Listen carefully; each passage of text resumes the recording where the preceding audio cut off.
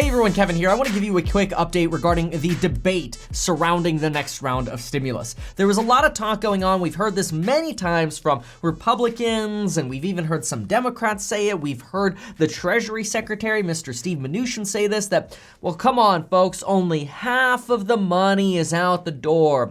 What's the rush for more stimulus? And I'm extremely pissed by the one-sidedness of that argument because it's bogus from what I can tell, okay? I don't have the entire budget and all the research, but I do have something like this, and then I want to add some commentary, and I think you're going to be able to connect the dots with me because, well, that's what I like to do is make this really simple. And let me know. I mean, maybe I'm wrong here, okay? But I think we all deserve to call BS on this one or show us the facts that we're wrong. Take a look at this. This is actually the senator who proposed that $450 stimulus per week for the back to work credit, right? In his proposal, he reiterates, and sorry, I draw all over this. Here, let's do this. There we go. We'll erase it and then we'll annotate it together. Okay, how's that? So in this, he says that only about half of the money in the first 4 legislative projects we've undertaken have actually gone out the door to the intended recipients, and yet we're talking about another package. You know, when he says that, that sounds like logical, you know? It's like, whoa, okay, well, I mean, if daddy gave me $100 and I only spent $50 so far at Mickey D's with my friends, you know, why am I going to him asking for another $50 or $100 when I still have $50 left in my pocket to go to the bowling alley with, right? It's like, I haven't spent all the money yet. So the logic of that statement, when he phrases it that way, makes sense.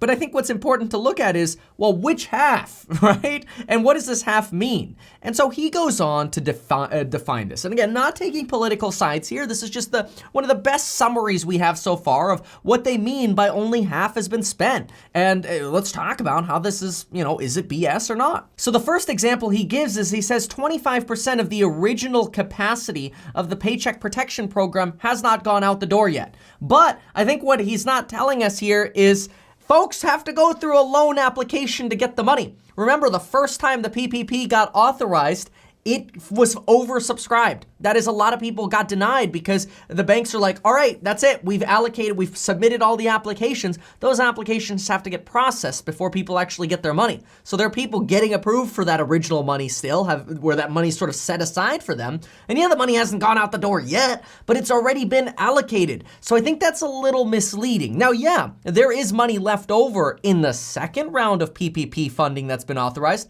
but come on, that only applies to small businesses, right? Let's keep going here. Let's see where else he says half of the money, is still available. Again, not taking political sides.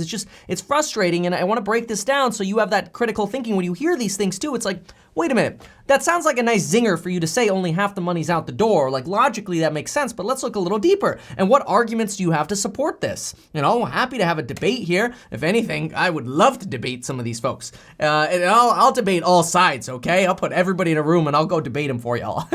So, then he says the $175 billion provided for hospitals has yet to be sent out under the Provider Relief Fund. Well, fine, but at least the money's allocated to the Provider Relief Fund. I ain't getting any of that money. You're not getting any of that money. I'm sure there's some kind of system that has to be set up that says, all right, hospitals, if you want to get reimbursed, send us your case counts. Send us how many people you've tested. You know, I'm sure there are rules for this stuff.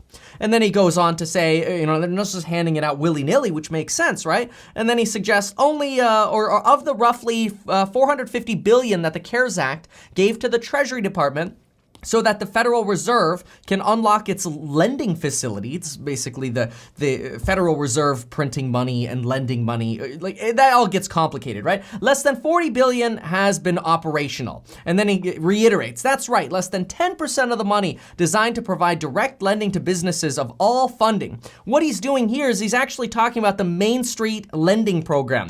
Let me tell you something about the Main Street Lending Program. The Fed hasn't even launched it yet. It's expected to be launched this week. So of course the money hasn't gone out yet because businesses have not been able to apply for the program yet.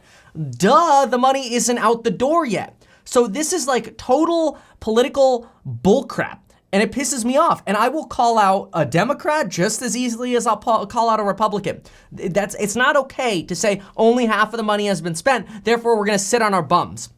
Because you know where the money hasn't been spent? The places it's being, where it's needed most right now. That is with the consumers, with us. How about this? We had one round of stimulus checks, mid-April. Some of us are still waiting to get our stimulus checks, but the economy has been battered and we need more relief, but it's not just us. Let's look at the EIDL, a program that originally said the SBA was going to give people that had side hustles or small businesses $10,000 for given grants, free $10,000. All you have to do is certify it. You're a small business and you need help because you've been affected. Here you go, $10,000 to every business. What happened? The SBA says, whoa, we don't have enough money. Let's just do $1,000 per person. And now they've closed down that application and they're only giving $1,000 to agricultural business. Looks like they're out of money. So people need more stimulus money. The EIDL is out of money. What about the SBA's disaster loan program, right? There's the grant program, then there's the loan program. Well, the loan program ran out of money so fast. At first they said, okay, we'll only do $15,000 loans for people. The law said the SBA was supposed to give people up to loans of $2 million if they had a business need for up to $2 million. Then the SBA, and this came from leaked documents that I obtained, and then other news organizations broke the story. We found that the SBA said, okay, no more with the $15,000 limit. We'll go to a $150,000 limit. Hello, the law says $2 million, and they limit it to $150,000. And they even said in their email, which we covered this all in prior videos, they even said in their email, but don't let businesses know how we came up with that $150,000 limit. It's so shady. And now this logic that only half of the money has been spent, that's super flawed. The bottom line is people need more money. Businesses need more money. The $600 per week of unemployment insurance premium, the boost, is running out. And politicians are sitting on their bum going, only half of the money's been spent. By this point, you should be pissed too. Well, I don't know about you, but if this stresses you out and turns your face red, kind of like it starts turning mine red, make sure to get life insurance. That way, when you're stressed out and you have coffee, at least your family's protected. You could do that within 3 to 4 minutes on your phone. Heck, you could probably do it before the video's over. If you're really fast, click on that link down below. Get 2 free stocks with Webull. Remember, deposit $100, get 2 free stocks with Webull. Super easy. And if you want to learn how to use Webull and actually make money investing in real estate or investing in the stock market, check out my amazing programs linked down below. There is an amazing coupon code that does expire at the end of the month. I did extend that to the end of the month in all fairness to the folks who were sending me emails, and please extend that. Keep in mind the price does go up when the coupon codes expire. Thank you so much for watching, and we'll see you next time.